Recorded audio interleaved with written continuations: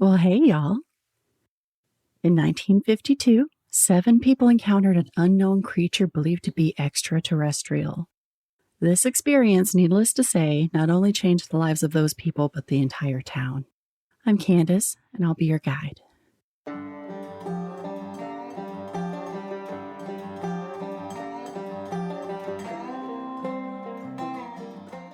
It's September 12th, 1952, in Flatwoods, West Virginia. Ed and Freddie May, who are 12 and 13, are outside playing at dusk in a nearby schoolyard with their friend, 10-year-old Tommy Heyer. They're having a great time when suddenly they see a red, fiery light streaking through the sky over the playground. One boy shouted, "It's a flying saucer!" Another said, "Watch out, it may be a flying saucer, and a man from Mars will jump out and get you." The egg-shaped spacecraft then flew over the trees, traveled about a mile away, and landed on top of a small mountain nearby, an area that was known as Fisher Farm. The boys, believing that they'd spotted a meteor crash, were excited to go get meteorite fragments for the West Virginia Geological Society, because that's what their school teacher had told them to do if they ever came across one. The boys were causing such a ruckus, running through town, shouting, that neighbors were coming out to ask them what was happening. They excitedly told everybody about the flying saucer, which gathered a few more kids to their bunch. The boys excitedly ran to the brothers' home to grab their mom, Kathleen May, to tell her what had happened. Kathleen had just gotten home from work as a beautician, and she hadn't even had a chance to change from her uniform. She grabbed a flashlight and told the kids, "If you're going, you're not going without me." Jean Lemon from next door walked over to the May home to join the group. Jean was a 17-year-old National Guardsman, so his presence was reassuring, as well as another welcome flashlight. Jean knew that something weird was happening because at the time that the spacecraft was observed to be landing, Jean's mom was having a friend over for coffee. The house suddenly began shaking violently, enough to spill their coffee on the table, but the radio turned itself on, and it stayed on for about 45 minutes before it decided to turn itself off. Ms. Lemon stated she believed that the house had fallen off its foundation, that it had been shaking so violently. The group heads out with Jean Lemon and Kathleen May leading the charge with their flashlights. As they leave the May home, they see, up on the hilltop where they thought was the landing site, there's a reddish-purple glow cast over the trees surrounding the field. As the crew proceeded down the pathway toward the field, it got more and more foggy. The fog had a strange metallic odor. Kathleen turned to look back toward the town, but the fog was so thick she couldn't even make out the streetlights anymore. What she was certain of, however, is that the fog wasn't a generalized natural weather occurrence. The source of the fog was definitely in that field. The fog quickly became overwhelming to the group, strangely warm, burning their eyes and noses, irritating their chests and making them all cough. Still, they pressed on. They also began to hear a whining noise. Freddie May later stated it sounded like an electrical compressor whining to a stop. A couple of other kids, as well as a local collie, joined the bunch. Then the group of 7 plus the dog are on their way, with Jean leading. The dog races through the fog, barking up to the clearing while the others keep trudging up the hill, climbing over the Fisher Farm gate to finish the last 100 yards of their trek. Momentarily, the dog races back past them down the trail with its tail between its legs, running home. Jean shines his flashlight and they discover a large, glowing red orb nestled into the tall grass. The witnesses state that it was about the size of a house. The red light encompassing the crash site is pulsating, illuminating the surroundings as it surged, causing the appearance that the egg-shaped object is red hot, only they don't feel any heat. The entire area is thick with the stench of sulfur. The kids and Kathleen feel nauseated from the rotten egg aroma emanating from this orb. The air is heavy, and it feels slightly oily somehow.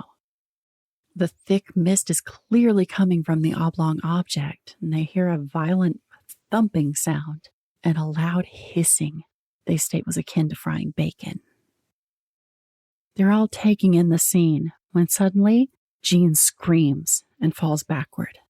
He's pointing, mouth agape, when they all see it. To the left of the crash site, a 12-foot tall monster floated out from behind a large oak tree. This monster has red flesh, glowing orange-green eyes, and was wearing a green metal dress that looks like armor. On top of its round face is a pointed metal hood that gave the monster the appearance, they state, of an ace of spades. A strange mist hangs in the air, which makes it difficult to see the details of the creature's arms, but they appear to be really skinny, gnarled, and stick-like, with small claws as hands. This monstrosity appears to be levitating about a foot to a foot and a half off the ground. When the flashlight beams hit the strange creature, it opened its eyes and emitted laser beam-like lights that searched the area, going over the heads of Jean, Kathleen, and the kids. They're staring, frozen in horror, when suddenly the alien let out a long hiss and glided rapidly toward the terrified ensemble. They run as fast as they can, understandably terrified. Back down the mountain they go, jumping over gates, helping the smaller children through them, gasping in terror and short of breath from the gases they run from their lives, unaware if they're being pursued or not. One of the kids was so scared he ran the half-mile back to his house from the maze without hesitation. The others piled through the front door of the May home. Kathleen instinctively tended to the kids, whose eyes, mouths, and throats were all inflamed from the gas exposure. Jean was in the bathroom vomiting, presumably both from the exposure to the gas as well as the trauma. Jean ended up vomiting all night, intermittently experiencing convulsions. Kathleen took her boys, Ed and Freddie, to the doctor the next day for the ongoing irritation they were experiencing. Their throats were so irritated and swollen, even drinking water was difficult. She later stated, quote, "Their mouths and throats were as raw as a piece of meat," unquote. The doctor felt that the boys' symptoms were similar to those of mustard gas exposure. Kathleen called the police, while her mother, who lived with her, wiped an oily substance from the faces of the boys. Upon phoning the police, she is shocked to learn that Sheriff Robert Carr was not even available at that time because he was investigating a suspected small airplane crash about 20 miles away. When Sheriff Carr got to the supposed airplane crash site, however, he found nothing. Interestingly, the U.S. Air Force sent the National Guard to investigate that supposed plane crash the same night it happened. Sheriff Carr asked a local photojournalist, A. Lee Stewart, to respond to Flatwoods in his absence. Stewart recounts, "Those people were the most scared people I've ever seen. People don't make up that kind of story that quickly." He also states the May home was absolute mayhem. Kids chattering about their experience, everyone talking at once, noses and mouths running, and everyone is coughing. It took a whole lot of convincing, but eventually Stewart got Gene Lemon and another of the older kids to join him to show him the exact location. They set off with the local shopkeeper, Bill, who had accompanied Stewart for the investigation. This time, however, Stewart and Bill were well armed. By this time, news of the mysterious creature had spread like wildfire. Stewart later reports, quote, "2 or 3 other people who lived right around there came up and went with us. They were also armed," unquote. The boys were understandably very scared and had to be coaxed to continue the path a few times, one of them crying softly under his breath. When they got back to the landing site, when they crouched down, the group was able to still smell that sulfurous, irritating odor still lingering. There was no spacecraft or strange monster to be seen this time. They did, however, report seeing skid marks in the ground around the area. By the time Sheriff Carr was available later on that night, a fog had descended onto the mountain. He had 2 dogs with him who refused to go up the mountain. They ran away, howling and yelping each attempt, so he gave up until morning.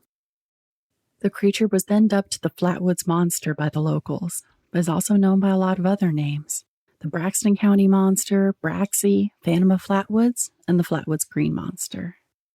The next day, Flatwoods locals are surprised to be visited by some men in black types. They were reportedly sent by the U.S. Air Force. They took the 7 eyewitness accounts, then set off to Fisher Farm to investigate the scene. The men reported finding skid marks as well as a dark gray gooey substance in the area. Kathleen, during the encounter, had gotten some of that oily goo on her dress, and they took it as evidence and then kept it. The men took samples of the soil, leaves from the trees, the oily goo from the ground, even samples of wood from the oak tree that the monster was nearby.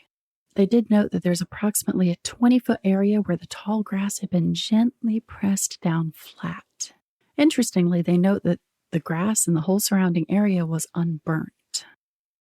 A handful of other townsfolk were documented as having seen the UFO that night. Jack Davis had been visiting his in-laws when he saw the oblong-shaped object flying low and somewhat slowly over the trees. He said he could tell by the speed that it was about to land. A little girl named Margaret Cleese also saw the same thing, stating that the object flew very low, very close to the trees. Immediately afterwards, she noticed that the tops of those trees turned brown. Their tops remained brown for a couple of years after that. Margaret later, after she grew up, became the mayor of Flatwoods in adulthood and does maintain her story. The U.S. Air Force reassured the Mays that a meteor was confirmed to have been seen that evening, spotted by other people in West Virginia, Maryland, and Pennsylvania. The Air Force explained that the red lighting that they saw were 3 flashing red aircraft beacons that are visible from the crash site. Those lights may have just cast a red pulsating glow on the farm, they said. The nausea the group felt from the smell, which was lingering for days along with the sore throat and the unease, was just simply hysteria from anxiety, they explained. Joe Nickel, from the Committee for Skeptical Inquiry, investigated this case in 2020. Joe agrees with the Air Force conclusion on the aircraft beacon lighting, and Joe also came to the conclusion that he felt the monster that was seen that night was a barn owl.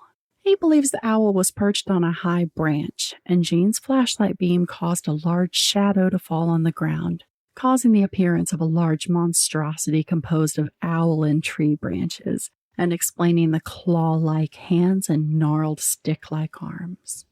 When the creature glided toward them, that was the owl taking flight, he explains.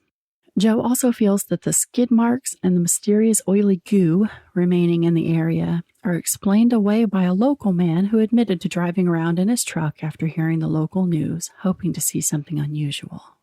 Upon hearing the skeptic's report of the skid marks in the ground, A. Lee Stewart, the same photojournalist who responded to the scene for the sheriff, stated, quote, "Well, these skid marks were 10 to 11 feet apart and about 2 feet to 30 inches wide," unquote. As of 2020, both Freddie and Ed May are still alive. Both in their 70s, they don't do any interviews anymore, but both maintain the story they told that night of the encounter. In a 2004 interview, Freddie May stated, quote, "I know what I saw, and it's nothing that we built here on Earth," unquote. Following the 1952 event, it didn't take long for similar reports to emerge from towns around Flatwoods. Pioneer UFO researcher Major Donald Kehoe, who was notable for working closely with government agencies in extraterrestrial matters, such as during Project Blue Book, studied an event that happened only 10 days after the Flatwoods encounter, up at Camp Drum in Canada. Major Kehoe states, "For 30 minutes that night, the duty officer and several soldiers watched a round, red-orange object circle above the camp. At least 3 times they heard what they later described as the whine of a generator or rotating discs, eerily similar to the craft from the Flatwoods incident." Audra Harper reports having seen a similar creature shortly before the Flatwoods Monster encounter occurred. Audra lived in Heaters, about 5 miles north of Flatwoods. She and a friend were taking a walk to a nearby store, taking a shortcut through the woods, when they noticed a nearby fireball-like glow on a mountain. Harper brushed it off, but when she turned back later for another look, the fireball was gone. and this time she sees the silhouette of a large, man-shaped figure. Needless to say, she and her friend cut their trip short by running frantically back home at this point. September 13th, the day after the Flatwoods incident, George and Edith Snitowski were traveling with their 18-month-old son in the rural area near Braxton County where the incident occurred. They began having car trouble and were unable to restart the car, stranding the family on a deserted rural highway. While the couple were trying to form a plan, the stench of sulfur overwhelmed them, and their baby began to cry. An unexplainable bright light blinded George and Edith when suddenly they noticed a 10-foot-tall humanoid figure hovering in front of their car. While the figure was similar to what was seen in Flatwoods, this one didn't have the spade-shaped hood. Instead, the pair reported the alien's head as well as his hand to be reptilian and bony, which they noticed when he touched the hood of their car before floating off into the woods. As soon as the monster was out of sight, the car started right up and they were able to speed away. George recounted the story in Mail magazine in 1955. The Flatwoods Monster forever changed the tiny town of Flatwoods, West Virginia. What was once a sleepy community of a couple hundred people is now a popular tourist destination with an annual monster festival, the Flatwoods Monster Museum, and imagery of the monster filling local shops and restaurants for photo ops and trinket sales. Signs read, "Home of the Green Monster," encouraging tourists to stop for t-shirts, themed burgers, and bumper stickers. So, was the Flatwoods Monster an extraterrestrial encounter? Or was it a case of hysteria brought on potentially by the circumstances of living in the 1950s? It is of note that the Cold War era of the 1950s are generally considered to be a time of high anxiety for the U.S. 3 years before the encounter, the Soviet Union successfully tested an atomic bomb. This, combined with rising tensions from fears of communists infiltrating government, caused a general sense of unease throughout the population.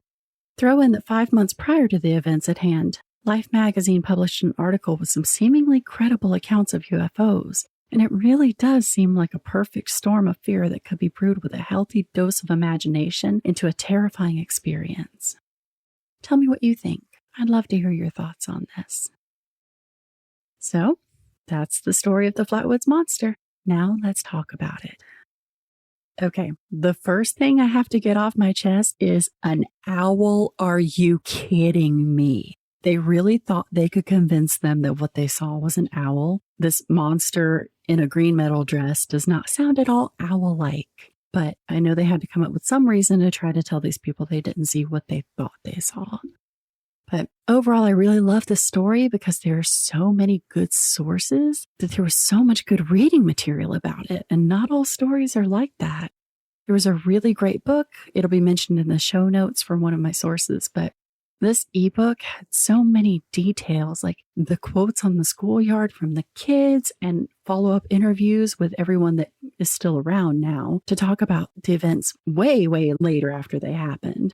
So it's really cool to see that these kids have grown up and they're still recounting the same story that they originally did. And they all remember the event so vividly, partially, I'm sure, because they've done interview after interview, and that's why they're just not doing them anymore. The person who wrote the ebook that I mentioned actually took years convincing Freddie May that he was not just another journalist who was going to twist his words. So I did rely on the book heavily for my sources because it is straight from the mouths of Freddie May, A. Lee Stewart, Robert Carr, the other people involved in the story, so that hopefully we don't get those twisted accounts that Freddie was talking about that happened with a lot of other news sources. Honestly, I believe this one. You've got 7 people who saw the same thing, a total of 3 terrified dogs. People are still recounting the same story all these years later. The government response is a little suspicious. The fact that someone reported a small plane crash that took, Sheriff Robert Carr out to the edge of the county, and the National Guard came out that same night, and they quickly told everyone that, yeah, there was a meteor. That's what you all saw. That's suspicious. That and sending, the Air Force men in black, which you can't blame them. That seems like a reasonable response to a story like this. But this combined with all of their explanations for everything, to me, does scream government cover-up, especially when there are people in neighboring towns and counties and, hell, countries, even in Canada, that saw something very similar or experienced similar things that night.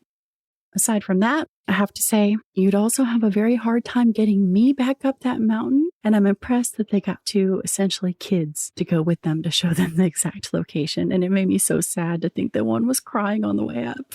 But anyhow, I really genuinely want to know what you think. So tell me your thoughts on the story. Did you like it? Do you believe it? Tell me what you think. You can find me on social media at Obscure Appalachia. You can check out the Instagram for the artist rendition of the Flatwoods Monster. I'm going to include a picture of that. And then the show notes for all the sources, including that really great book. So thank you so much for listening to episode 1. If you enjoyed it, please subscribe, give me a rating on your podcast app. That would be awesome. Until next time.